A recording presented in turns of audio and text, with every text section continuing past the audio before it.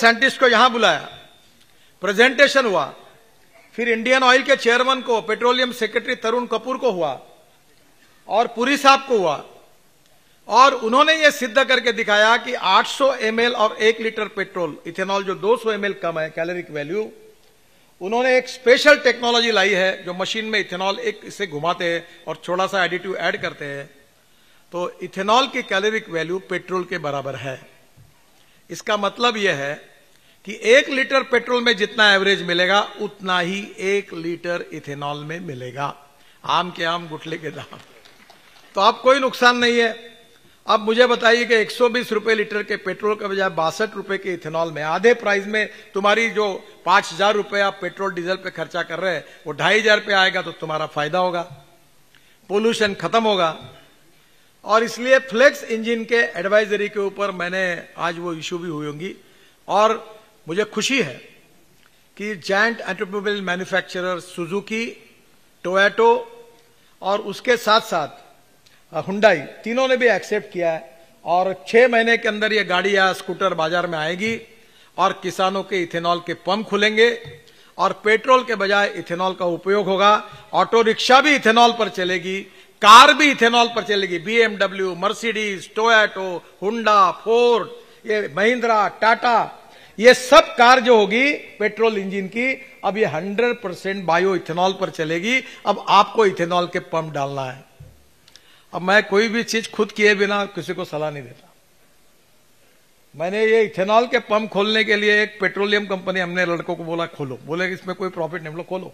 अब मैं 200 करोड़ का टर्नओवर है, बहुत से कार्यकर्ताओं को मैंने पंप दिए।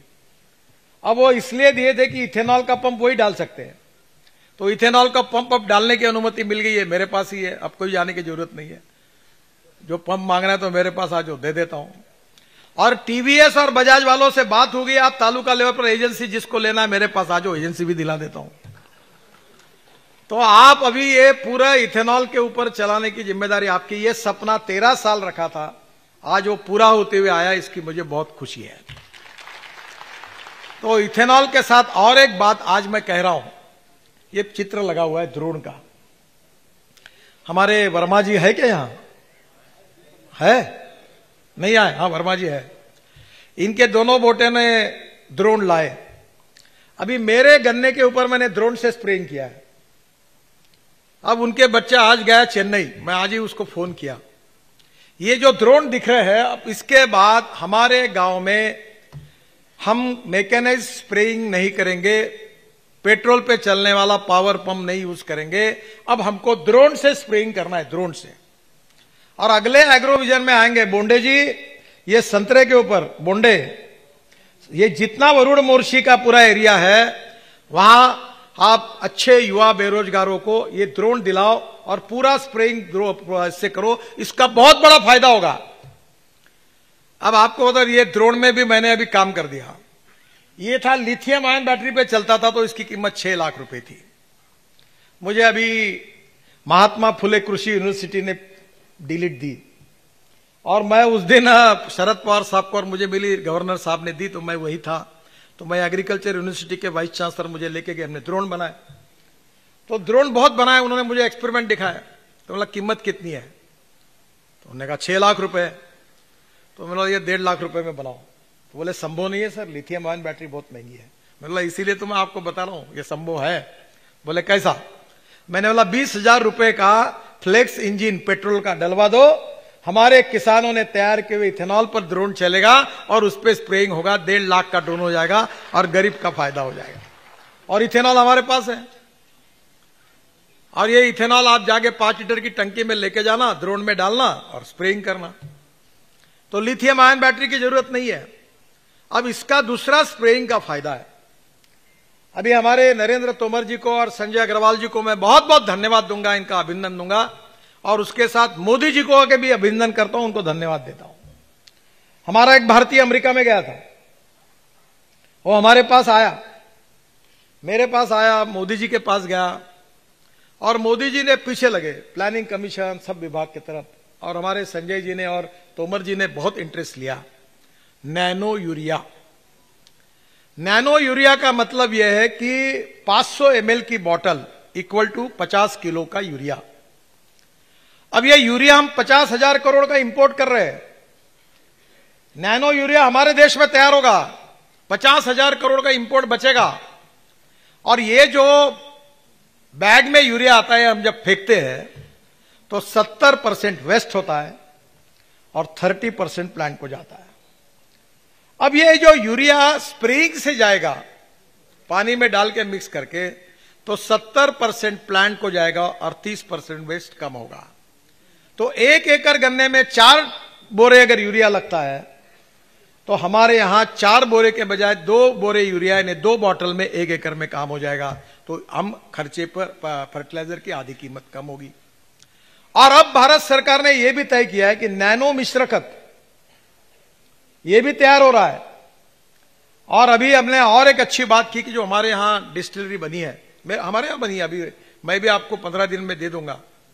तो स्पेंट वॉश निकलता था, वो स्पेंट वॉश हम बॉयलर में जला रहे हैं और वो स्पेंट वॉश से पोटैश की पाउडर निकल रही है।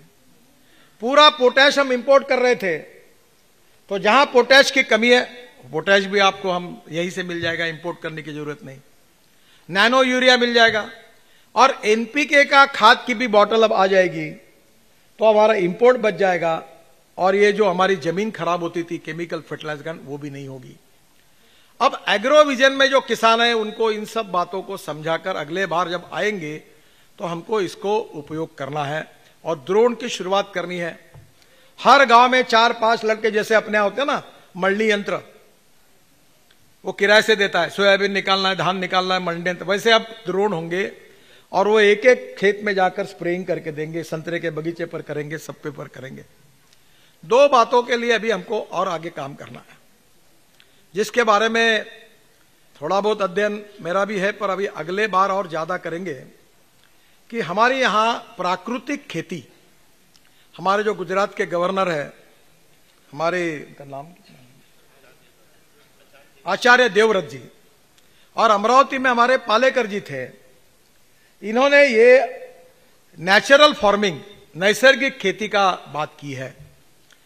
और हमारे यहां जीवामृत हम यूज करते हैं, और जीवामृत यूज करते हुए मैं तो इसका फायदेमंद हूं। मेरी पत्नी यहां सामने बैठी है, सर हमारे यहां सब्जियां लगती है और वो सब्जियां ऑर्गेनिक है क्योंकि जीवामृत यूज करते हैं, खाद और से एक्सेस में वहां पड़ते हैं।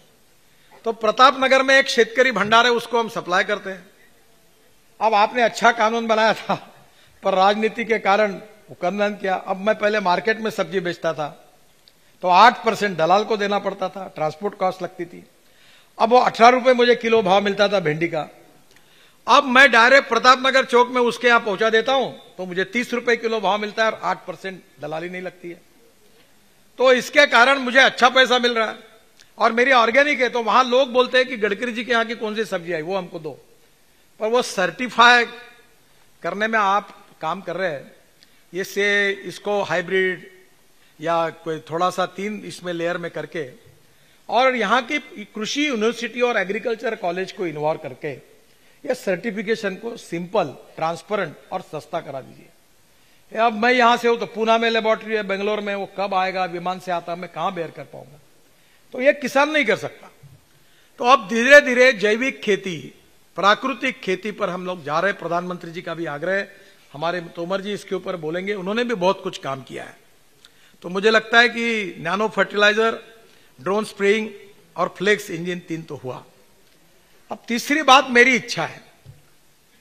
इच्छा यह है कि विदर्भ के पूरे किसानों के ट्रैक्टर बायो सीएनजी पर चले। अब नागपुर में हमने सीएनजी का पंप डाल दिया, 300 बसेस कन्वर्ट हो गई, 1000 कार कन्वर्ट हुई, ऑटो रिक्शा कन्वर्ट हुई। जाके पूछो उनको। ये हमारे परिवहन समिति का अध्यक्ष है बंटी कुकड़े, महापौर साहब बैठे हैं। मैंने उसकी गाड़ी को कहा सीएनजी पर कन्वर्ट करो, तो उसके ड्राइवर को बुलाया, बंटी कुकड़े के। तो बंटी कुकड़े और ड्राइवर ने कहा गाड़ी कैसी चलती है? सर मक्खन जैसी चल रही वो। सीएनजी अच्छा फ्यूल है, पेट्रोल डीजल सबसे खराब है, हजार्डस है, पोल्यूशन क्रिएट करता है। और मेरा सपना है कि हम सीएनजी, देश का एलएनजी और सीएनजी किसान तैयार करेगा।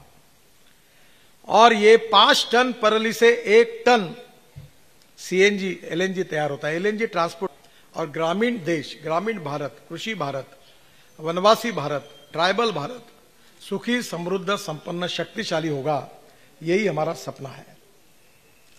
एग्रो विजन की प्रेरणा हमको विदर्भ के किसानों ने दी। मैं करीब अब 1980 से लेकर राजनीति में आया हूं और ये शुरुआत के समय में ये बहुत ही अस्वस्थता का, मन को बहुत तकलीफ देने वाला विषय था कि हमारे विदर्भ में 10,000 से ज्यादा किसानों ने आत्महत्या की।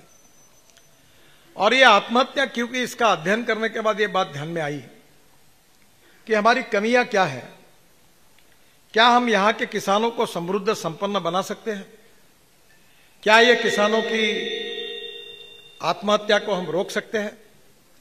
और इसी के प्रेरणा से जो विचार मिला वो एग्रो विजन के रूप में आप सबके सामने आया है।